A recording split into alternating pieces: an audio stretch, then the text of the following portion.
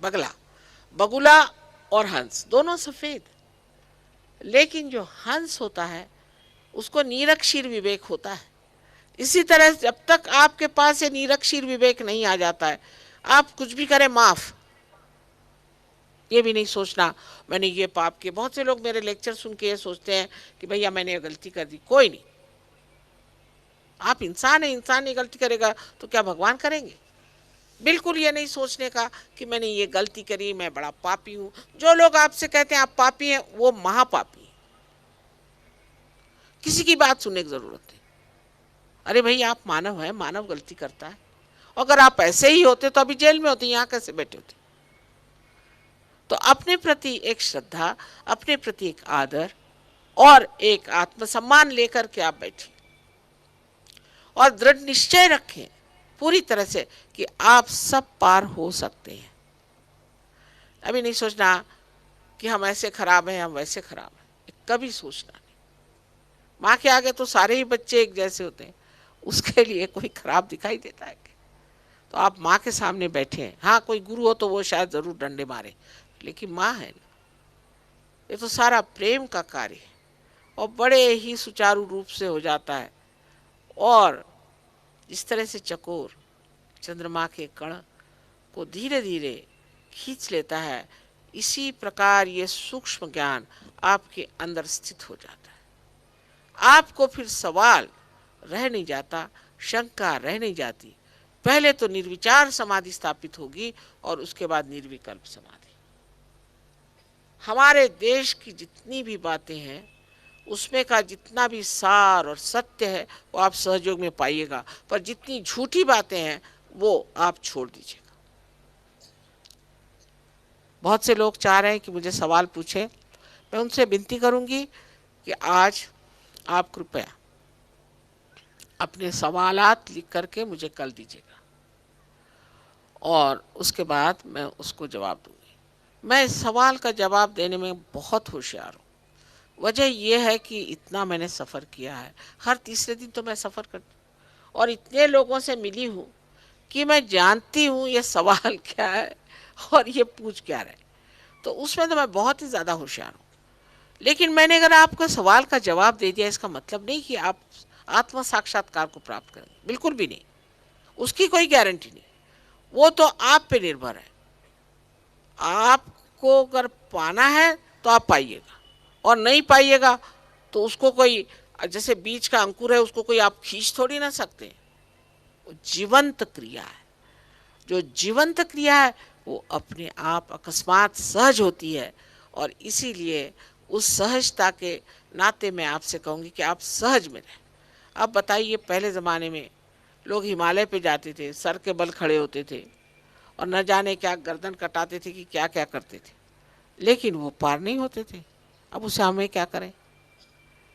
लेकिन हो सकता है कि हमने ये जो चीज़ ढूंढ के निकाली है, कुछ मेहनत तो करी थी, लेकिन ये एक माँ के प्यार से जानी हुई चीज़ है, जिसको अंदर से ये हमेशा भावना रही बचपन से ही कि किस तरह से ऐसी कोई व्यवस्था मैं ढूंढ निकालूं, क्योंकि मैं तो स्वयं ही ऐसी हुई, स्वयं प्रकाशित, कि जिससे सब लोग प्रकाश को प्राप्त करें, आमास सामूहिकता से हो जाए, हजारों लोग पार हो जाए। और वो ढूंढ निकालने के बाद मैंने एक कार्य किया और ये कार्य बड़ा आनंददायी है। हमें कोई इलेक्शन लड़ना नहीं है, कोई वोट लेना नहीं है, कुछ नहीं करने का, लेकिन ये जो मज़ा आ रहा है वो चाहते हैं आप लोग भी उठाएं।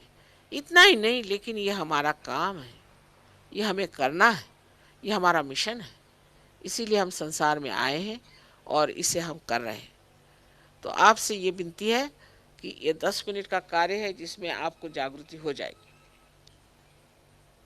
आए क्या?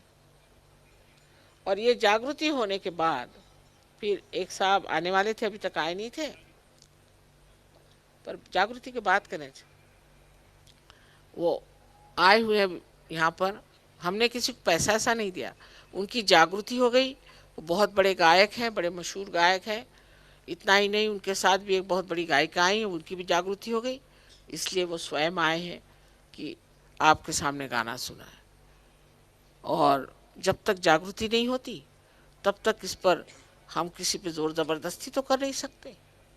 और इसमें कोई भी बचा नहीं, मुसलमान, हिंदू, क्रिश्चियन, सब लोग एक जात हो गए। जो ज्ञानेश्वर जी ने पसाय दान का वर्णन किया है वही सहयोग है। हिंदी वाले लोग हैं, उनका ये कहना है कि मराठी लोग जो हैं ये दो तरह के, एक तो लापरवाह और दूसरे जो हैं वो बस वो सोचते हैं वो बहुत जानते हैं। और इसलिए सहयोग नॉर्थ इंडिया में बहुत ज़ोरों में फैल रहा है और अभी अभी शुरू करने पर, और लोग बहुत अच्छे से गहराई में उतर रहे हैं। तो महाराष्ट्र में इतने साल काम करने पर भी उससे आधा भी काम नहीं हो रहा, ये बात सही है। ये बहुत आश्चर्य की बात है। जिसके मुंह में हर समय संतों की वाणी है वो महाराष्ट्र, उस महाराष्ट्र में लोगों में अपने कल्याण का विचार न हो, ये मैं समझ नहीं पाती। मैं स्वयं महाराष्ट्र में पैदा हूँ, मेरे बाप दादे हजारों वर्ष से महाराष्ट्र में पैदा, और सभी बड़े भक्त लोग थे। तो समझ नहीं आता कि ये भक्ति ये कैसी कि बस बैठ करके कूट रहे। तो मुझे पूर्ण महाराष्ट्र की इस ज़मीन में इसके पुण्य प्रभाव में बहुत विश्वास है। इतना ही नहीं, सब सहयोगी वो कहीं से भी आए, परदेश से आए, नॉर्थ से आए, सब कहते कि ज़मीन में, इस आकाश में चैतन्य भरा पड़ा। लेकिन जैसे समुद्र के किनारे कोई प्यासा बैठा रहे, ऐसे यहाँ के लोग क्यों प्यासे बैठे रहते हैं। और जब ये बात हुई तो एक तरह से तकलीफ भी हुई कि क्या उन संतों ने बेकार मेहनत कर दी इन लोगों के लिए। इतनी मेहनत की इन संतों ने, कितनी तकलीफें उठाई, कितना मार खाया। अरे उस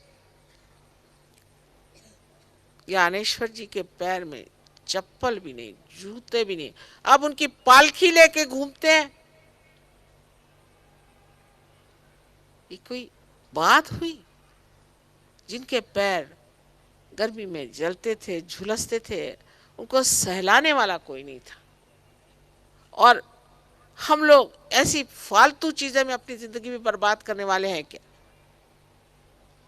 और बड़े समारोह के साथ हम इस कदर गलत चीजें करते हैं। आपसे एक अर्ज है, अगर आपके लिए आप ये सोचते हैं कि मैंने ये गलती की, वो गलती की और इस तरह से मैंने ये अपना जीवन पापी जीवन बना लिया, तो मुझे आपसे कहना है कि मेहरबानी से इस चीज को भूल जाइए। अपना जो कुछ भी गत है, पिछला है, जो कुछ हो चुका उसे आप भूल जाइए, अपने को पूरी तरह से माफ करिए। क्या आप ही तो गलती कर सकते हैं, क्या परमात्मा नहीं कर सकते? इसलिए आप कृपया इस चीज को भूल जाइए, कृपया भूल जाइए। क्योंकि जो आदमी इस तरह से रखता है कि मुझे ये गलती वो गलती हुई, उसका ये चक्र लेफ्ट साइड में पकड़ जाता है यहाँ, और इसके कारण अंजाना की बीमारी होती है। अभी 3 अंजाना के पेशेंट ठीक करके आ रही हूँ मैं। अंजाना जैसा भयंकर रोग हो जाता है, और सब लोग तो कोई ह्यूस्टन नहीं जाने वाले, और ह्यूस्टन से कितने बच के आते हैं। तो पहले क्यों ना अपने को ठीक कर ले। इसके अलावा आपको और भी जैसे स्पॉन्डिलाइटिस वगैरह इस तरह की बीमारियां हो सकती हैं। तो पहले तो चीज़ ये है कि बिल्कुल साफ आप कह दीजिए कि मैंने कोई गलती नहीं की, ना मैं दोषी हूं बिल्कुल। वैसे भी माँ के सामने तो कोई दोष होता ही नहीं, क्योंकि माँ अपने प्यार से सारे ही दोष धो ही सकती है। उसमें इतनी तो शक्ति होती है कि आपके सारे दोष वो अपने